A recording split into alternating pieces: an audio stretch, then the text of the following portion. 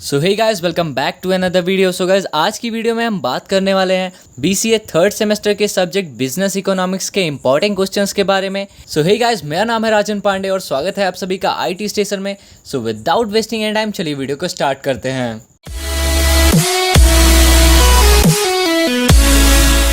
So guys, हमारा पहला question निकल के आ जाता है, what do you mean by economics, give scope of economics in brief.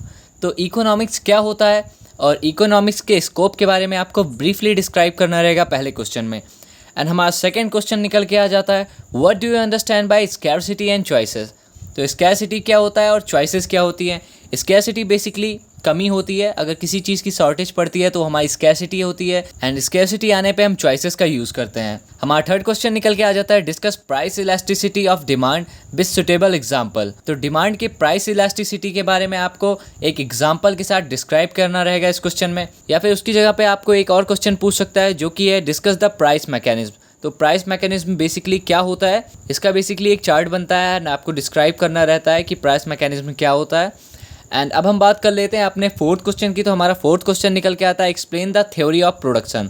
तो किसी भी प्रोडक्ट के प्रोडक्शन के लिए हम जो कई सारे स्टेप्स को फॉलो करते हैं वो हमारा थ्योरी ऑफ प्रोडक्शन के अंदर आता है, तो ये क्वेश्चन भी देख लीजिएगा। अब हम बात कर लेते हैं अपने फिफ्थ क्वेश्चन के बारे में। तो हमारा फिफ्थ क्वेश्चन निकल के आता है, discuss about the various form of market structure. तो मार्केट स्ट्रक्चर के कई सारे फॉर्म्स होते हैं, उनके बारे में आपको पढ़ लेना है। एंड गाइस, अब हम बात कर लेते हैं अपने सिक्स्थ क्वेश्चन के बारे में। तो हमारा सिक्स्थ क्वेश्चन निकल के आता है, explain price and output determination under monopoly. तो मोनोपोली के अंदर आपका प्राइस और आउटपुट का डिटर्मिनेशन जो होता है इसके बारे में आपको एक्सप्लेन करना रहेगा। एंड उसके बाद हमारा सेवन्थ क्वेश्चन निकल के आता है, explain the characteristics of monopolistic competition. तो मोनोपोलिस्टिक कॉम्पिटिशन क्या होता है और इसकी कैरेक्टरिस्टिक्स क्या क्या होती हैं, इसके बारे में आपको डिस्कस करना रहेगा। एंड गाइज, उसके बाद हम बात कर लेते हैं अपने एथ क्वेश्चन की, explain monopoly, monopolistic competition and oligopoly situation of market. तो मोनोपोली, मोनोपोलिस्टिक और ओलिगोपोली से आप क्या समझते हैं, आपको इनके बारे में पढ़ लेना है।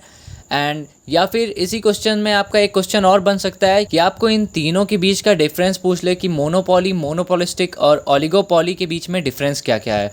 तो आप इन तीनों को पढ़ लीजिएगा, तो इससे आप डिफरेंस भी इजीली लिख सकते हैं। एंड गाइज, अब हम बात कर लेते हैं अपने नाइन्थ क्वेश्चन की। तो हमारा नाइन्थ क्वेश्चन निकल के आता है, what do you understand by inflation, what are the various cause of inflation. तो इन्फ्लेशन क्या होता है और इसके क्या क्या कारण होते हैं, इनके बारे में आपको पढ़ लेना है। एंड गाइज, अब हम बात कर लेते हैं अपने टेंथ क्वेश्चन के बारे में। तो हमारा टेंथ क्वेश्चन निकल के आता है, how employment and unemployment affects the economic growth, what are the reason behind unemployment in India. तो एम्प्लॉयमेंट और अनएम्प्लॉयमेंट के क्या क्या इफ़ेक्ट्स होते हैं एक इकोनॉमिक ग्रोथ पे, एंड अपने इंडिया में अनएम्प्लॉयमेंट का रीज़न क्या है। या फिर आपसे इंडिया की जगह ऐसे भी पूछ सकता है कि what are the reason behind unemployment. And हाँ गाइज, आप में से काफ़ी सारे स्टूडेंट्स ये कमेंट करते हैं कि सर आप इन क्वेश्चंस को दे रहे हैं पर इन क्वेश्चंस के आंसर कहाँ पे मिलेंगे। तो गाइज, आपको स्क्रीन पे हमारा टेलीग्राम दिख रहा होगा, एंड उसके बाद मैंने इस टेलीग्राम का लिंक डिस्क्रिप्शन में भी दे दिया है, आप उस ग्रुप को ज्वाइन कीजिए। वहाँ पे आपको हर एक सब्जेक्ट का PDF फॉर्म में नोट्स मिल जाएगा। एज लाइक यहाँ पे मैंने आपको जो इंपॉर्टेंट क्वेश्चंस दिए हुए हैं इनके भी आंसर्स आपको उन PDF में मिल जाएंगे। तो फटाफट से आप टेलीग्राम को ज्वाइन कर लीजिए, एंड वहाँ पे आपको इन क्वेश्चंस के आंसर मिल जाएंगे और साथ ही साथ कुछ और एडिशनल क्वेश्चंस भी उस PDF में रहेंगे जो आपके लिए काफ़ी ज़्यादा हेल्पफुल रहेंगे। तो गाइज, अब हम बात कर लेते हैं अपने 11th क्वेश्चन की। तो हमारा 11th क्वेश्चन निकल के आता है, explain the circular flow of income in two sector economy. तो गाइज, हमारे टू सेक्टर इकोनॉमी में जो इनकम का सर्कुलर फ्लो होता है उसके बारे में आपको एक्सप्लेन करना रहेगा इस क्वेश्चन में। एंड अब बात कर लेते हैं अपने 12th क्वेश्चन की। तो हमारा 12th क्वेश्चन निकल के आता है, explain the objective of monetary policy and physical policy. तो मॉनिटरी पॉलिसी और फिजिकल पॉलिसी से आप क्या समझते हैं, ये आपको इस क्वेश्चन में डिस्क्राइब करना रहेगा। अब बात कर लेते हैं अपने 13th क्वेश्चन की। तो ये हमारा काफ़ी ज़्यादा इंपॉर्टेंट क्वेश्चन है, ऑलमोस्ट बार ये क्वेश्चन आया हुआ है, what do you understand by WTO, explain the functions of WTO। तो WTO basically world trade organisation है, एंड वर्ल्ड ट्रेड ऑर्गेनाइजेशन के बारे में आप क्या समझते हैं और इसके क्या क्या फंक्शंस होते हैं, क्या क्या बेनिफिट्स ये ऑर्गेनाइजेशन प्रोवाइड करता है, इन सब के बारे में आपको पढ़ लेना है। एंड अब बात कर लेते हैं अपने 14th क्वेश्चन की। तो हमारा 14th क्वेश्चन निकल के आता है, what is globalisation, explain about globalisation of Indian economy. तो ग्लोबलाइजेशन क्या होता है और इंडियन इकोनॉमी में ग्लोबलाइजेशन का क्या इफेक्ट होता है उसके बारे में आपको एक्सप्लेन करना रहेगा। एंड गाइस, अब बात कर लेते हैं अपने 15th क्वेश्चन की। तो हमारा 15th क्वेश्चन निकल के आता है, explain the concept of national income. तो नेशनल इनकम का कॉन्सेप्ट आपको यहाँ पे एक्सप्लेन करना रहेगा 15 क्वेश्चन में। तो गाइज हम बात कर लेते हैं अपने 16 क्वेश्चन की। तो ये भी हमारा काफ़ी ज़्यादा इंपॉर्टेंट क्वेश्चन है, कई बार आया हुआ है। Explain the role of G20 in economics, इसके बारे में आप पढ़ लीजिएगा।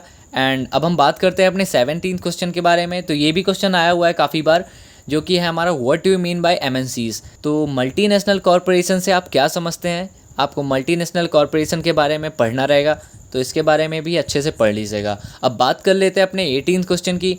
तो ये हमारा क्वेश्चन है define export import policy 2004 and 2009। तो एक्सपोर्ट इंपोर्ट पॉलिसी 2004 और 2009 के बारे में आपको पढ़ लेना है। सो गाइज इन सारे क्वेश्चंस के आंसर आपको इजीली यूट्यूब गूगल पे अवेलेबल है ही, और साथ ही साथ आप हमारे टेलीग्राम को ज्वाइन कर लीजिए। इन सारे क्वेश्चंस के आपको आंसर के एक PDF फॉर्म में वहाँ पे मिल जाएंगे, लिंक आपको डिस्क्रिप्शन बॉक्स में दी गई है। अगर आपका कोई क्वेश्चन हो तो आप नीचे कमेंट कर सकते हैं। एंड आप हमारे इंस्टाग्राम को भी फॉलो कर सकते हैं, वहाँ पे आपको BCA और IT फील्ड से रिलेटेड सारे की सारे लेटेस्ट नोटिफिकेशंस मिलते रहेंगे। एंड वहाँ पे भी आप हमें मैसेज कर सकते हैं अगर आपका कोई क्वेश्चन है तो। एंड हाँ गाइज, इस वीडियो में मैं एक चीज़ और बताना चाहूँगा।